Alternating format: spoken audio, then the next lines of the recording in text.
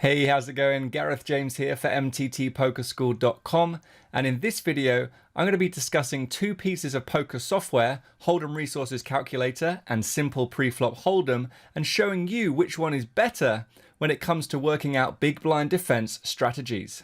If you're new here, welcome to the channel. If you're a regular viewer, welcome back. The channel is MTT Poker School, and on this channel, my goal is to teach you all about tournament poker strategy. So if that's something that you're interested in, then make sure to hit the subscribe button and then sit back, relax, and enjoy the rest of the video. So I want to start this video off by telling you that I really love Holdem Resources Calculator. I've used it for many years, and I regularly recommend it to students. However, recently I've seen some well-known poker players, authors, content creators, and streamers recommending using it to work out opening ranges and responses to those ranges.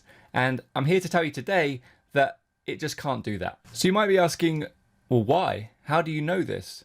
Well, it's because it doesn't factor in something called equity realization.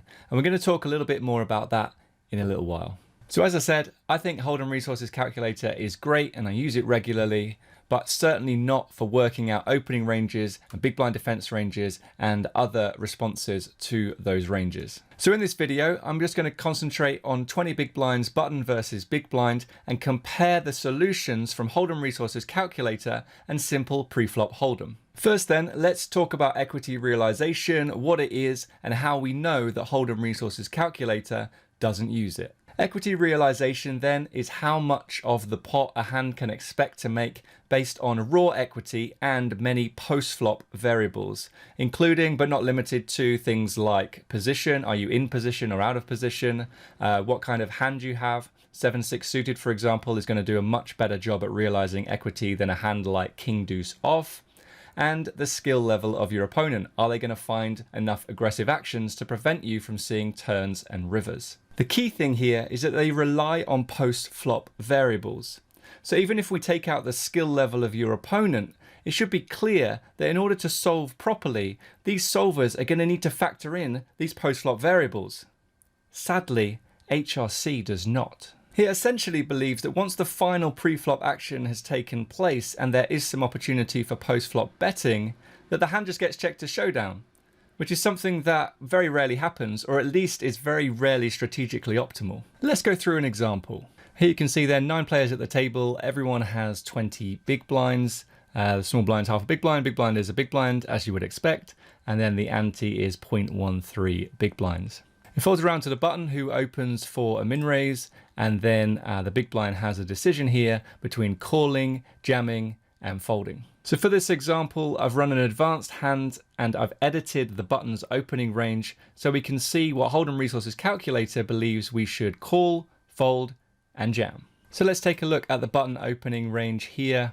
This is what I've put in. I think this is a pretty good 20 big blind button opening range. I think the button can jam these suited wheel aces, queen 10 suited, sometimes jack 10 suited, ace 8 off, bit of ace 7 off in there as well, and then be min raising a lot of these other hands. And then you've got some hands here that are just raising less than 100% of the time. Same down here as well. So versus this range, you can see that it wants the big blind to essentially play 100% of hands. So it's calling, that's what this C means, calling 81.8% of hands and jamming 18.2%. So the kind of hands that it goes for the call are these hands. So you can see what the range looks like here, and then the EV of those hands on the right hand side. And then the hands it wants to jam, I'll do exactly the same. So you can see the hands as a range, and then the EV on the right hand side.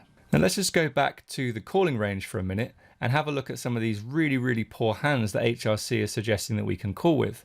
Now you could be the best player in the world post flop, but I still don't think you're going to make much money by flatting a hand like 7 deuce off or 8-3 off or 9-4 off like HRC is suggesting here. So what's going on here? So when the button opens for a min raise, there's 4.67 big blinds in the middle, and it costs the big blind just 1 big blind to call. So they're getting 4.67 to 1, which is around 17.6%. So what we can do is use Power Equilab to compare the equities of every single hand we could possibly have, against the button opening range. So that's what I've done here, and you can see that every single hand has at least 17.6% equity. If we have a look at 7 deuce off, it has 29.4, 9 4 off has 30.8, 9 deuce off has 30.5. Every hand has enough equity to make the call, which is why HRC is suggesting playing 100% of hands. 7 deuce off, though, does a really bad job at realizing equity. So essentially what we're saying here is in order to make a profitable call, we'd have to realize 60% of that equity. And I think that's just really, really unrealistic. So to better somewhat illustrate this point, here's a table of the selected hands for this spot, 20 big blinds, button versus big blind, to look at how different hands do at realizing equity, sorted by those that realize the best. So ace-9 suited does really well at realizing equity. Queen-5 off doesn't do that well at all. So for a hand to be a profitable call, the equity multiplied by the equity realization has to be higher than 17.6%.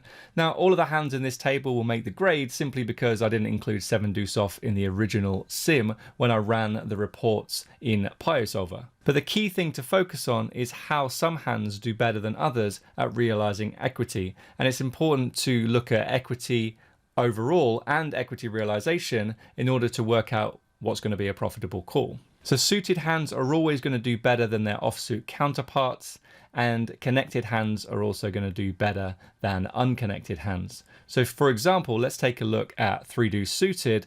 The raw equity is only 34.45%, but the equity realization is 90.71. And then compare that to a hand like King 4 off, the equity is higher, 40.19%, but the equity realization is really low, 56.94%. So if HRC doesn't give us a usable solution for this spot, then what do?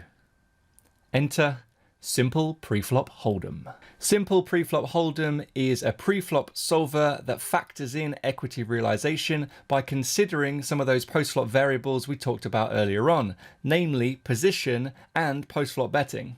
So this is the solution for the exact same spot, and you can see the hands in yellow we want to call, and the hands in red we want to jam. What I've done here is do exactly the same setup. So we'll have a quick look at pre-flop ranges here, exactly the same as the ones I put into Holdem Resources Calculator earlier. But you can see that the strategies for calling and for jamming are somewhat different. Let's have a quick look at a side-by-side comparison of the two strategies. So you can see here on the left-hand side is the HRC calling range, and on the right-hand side is the simple Preflop Holdem calling range. As you can see, there are some big differences, and mainly with the suited hands. Those hands we talked about earlier that do a better job at realizing equity post-flop. So simple Preflop Holdem does a lot more calling with the suited broadways and the suited aces, hands that HRC likes to jam, but then just folds hands like 9-4 off, 9-3 off, and 7-3 off, which HRC actually likes as a call. Moving on now to the 3-bet jamming ranges, and again, there are some differences. Now, there are some similarities as well, but let's focus on the differences for now. Simple Preflop Holdem likes to jam the weaker offsuit ace-x hands more frequently, as you can see, but then flats hands like aces, Queen 10 suited and 10-7 suited that HRC likes to jam. So what Simple Preflop Holdem is essentially doing here is telling us that it believes it's a higher EV play to just call aces than it is to jam.